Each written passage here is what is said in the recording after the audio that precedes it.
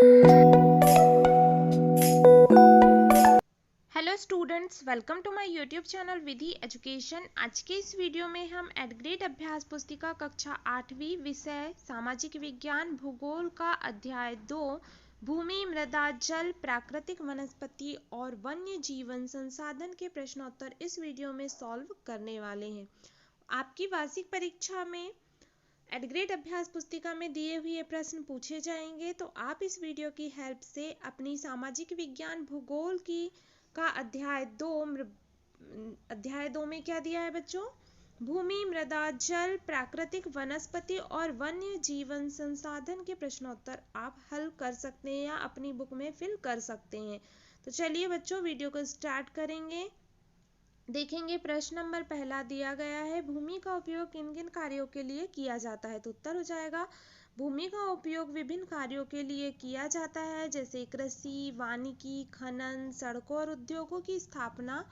साधारणतः इसे भूमि उपयोग कहते हैं। इस प्रकार से हो जाएगा। अब अगला प्रश्न है प्रश्न नंबर दूसरा, भूस्खलन को रोकने की प्रविधियां लिखिए। तो उत्तर हो जाएगा भूस्खलन को रोकने की प्रविधियां में पहली प्रविधि हो जाएगी भूस्खलन प्रभावी क्षेत्र का मानचित्र बनाकर। दूसरा हो जाएगा प्रतिधारी दीवार का निर्माण। तीसरा वनस्पति आवरण में वृद्धि करके। इस प्रकार से हो जाएगा प्रश्न नंबर दूसरे का आंसर। फिर अगला प्रश्न है प्रश्न नंबर तीसरा, मृदा संरक्षण के कोई 4 उपाय लिखिए। उत्तर हो जाएगा मृदा संरक्षण के उपाय। पहला हो जाएगा वृक्षारोपण, दूसरा उपाय हो जाएगा नियोजित चराई, तीसरा जैविक खाद का उपयोग, चौथा हो जाएगा समोच्च रेखीय जुताई जिसे कंटूर जुताई भी कहा जाता है। फिर है अगला प्रश्न नंबर चौथा है, धरातल पर जल कितने रूपों में पाया जाता है? तो उत्तर हो जाएगा धरातल पर जो है जल 4 रूपों में पाया जाता है। पहला है अलवण जल केवल 2.7% भाग में, फिर दूसरा है लगभग 70% भाग बर्फ के चादरों और हिमानियों के रूप में, तीसरा भौम जल नदियों और झीलों में पृष्ठीय जल के रूप में, और चौथा हो जाएगा वायुमंडल में जलवाष्प के रूप में। फिर है अगला प्रश्न नंबर 5वां, विश्व के कौन कौन से प्रदेश जल की कमी की समस्या का सामना कर रहे हैं? तो उत्तर हो जाएगा विश्व के कई प्रदेशों में जल की कमी है, अधिकांश रूप से अफ्रीका, पश्चिमी एशिया, दक्षिणी एशिया, पश्चिमी संयुक्त राज्य अमेरिका के भाग और संपूर्ण ऑस्ट्रेलिया अलवणीय जल की आपूर्ति की कमी का सामना कर रहे हैं। फिर है प्रश्न नंबर 6वां, वनों से होने वाले लाभ लिखिए। तो उत्तर हो जाएगा पहला है पौधे हमें इमारती लकड़ी देते हैं, दूसरा है प्राणियों को आश्रय देते हैं, फिर है तीसरा ऑक्सीजन उत्पन्न करते हैं, चौथा है फसलों को उगाने के लिए आवश्यक मृदा की सुरक्षा करते हैं, और पांचवा हो जाएगा रक्षक मेखला के रूप में कार्य करते हैं। फिर है अगला प्रश्न नंबर 7वां, विश्व की वनस्पति को कितने भागों में बांटा गया है? उनका वर्णन लिखिए।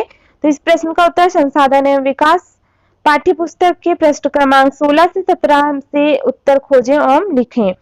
उत्तर हो जाएगा विश्व की वनस्पति के मुख्य प्रकारों को 4 वर्गों में बांटा गया है, जैसे कि पहला हो जाएगा वन, दूसरा घास स्थल, तीसरा गुल्म और चौथा टुंड्रा। अब इनको समझते हैं। पहला है वन। भारी वर्षा वाले क्षेत्रों में विशाल वृक्ष उगते हैं, इसे वन कहते हैं। दूसरा हो जाएगा घास स्थल। सामान्य वर्षा वाले क्षेत्रों में छोटे आकार वाले वृक्ष और घास उगती हैं। तीसरा गुल्म। गुल्म क्या होते हैं? कम वर्षा वाले शुष्क प्रदेशों में कटीली झाड़ियां एवं गुल्म उगते हैं। और फिर है चौथा टुंड्रा। टुंड्रा क्या होते हैं? शीत ध्रुवीय प्रदेशों की टुंड्रा वनस्पति में मॉस और लाइकेन उगते हैं।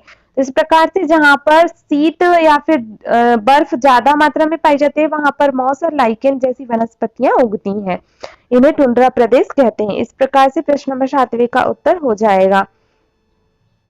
फिर है अगला प्रश्न नंबर 8वां, पारितंत्र के संतुलन को बनाए रखने में जीव जंतु किस प्रकार उपयोगी है?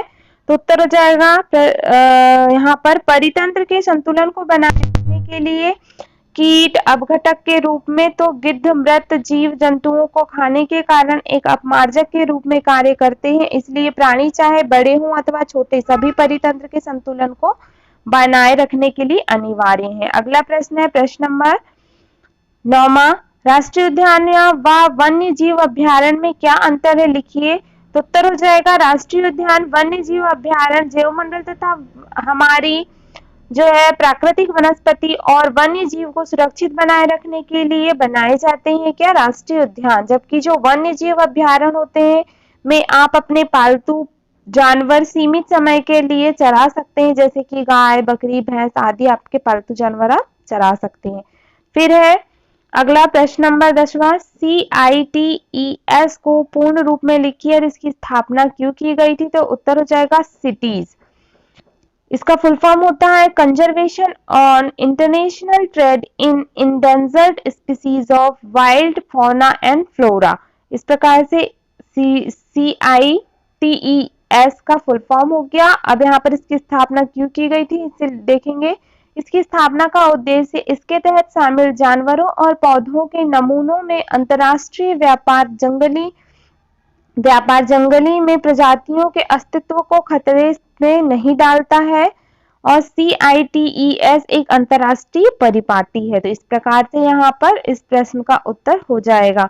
तो देखा स्टूडेंट्स, इस वीडियो में हमने एडग्रेड अभ्यास पुस्तिका कक्षा 8वीं विषय सामाजिक विज्ञान का भूगोल के अंतर्गत अध्याय 2 भूमि, मृदा, जल, प्राकृतिक वनस्पति और वन्य जीवन संसाधन के प्रश्नोत्तर इस वीडियो में हल किए। आई होप आपके लिए यह वीडियो हेल्पफुल रहा होगा। अगर आपको वीडियो पसंद आया हो तो वीडियो को लाइक करिए, अपने फ्रेंड्स के साथ इस वीडियो को अधिक से अधिक शेयर करिए तथा मेरे चैनल पर नए हैं तो जल्दी से चैनल को सब्सक्राइब कर दीजिए, साथ ही बेल आइकन को भी प्रेस कर दीजिए ताकि नए वीडियो की नोटिफिकेशन आपको मिल सके। साथ ही इसी प्रकार के अन्य वीडियो देखने के लिए आप इस वीडियो के डिस्क्रिप्शन बॉक्स में जा करके उन वीडियोस की लिंक प्राप्त कर सकते हैं। साथ ही इस वीडियो के लास्ट में आप प्लेलिस्ट भी वॉच कर सकते हैं। Thank you for watching my video. मिलते हैं नेक्स्ट वीडियो में।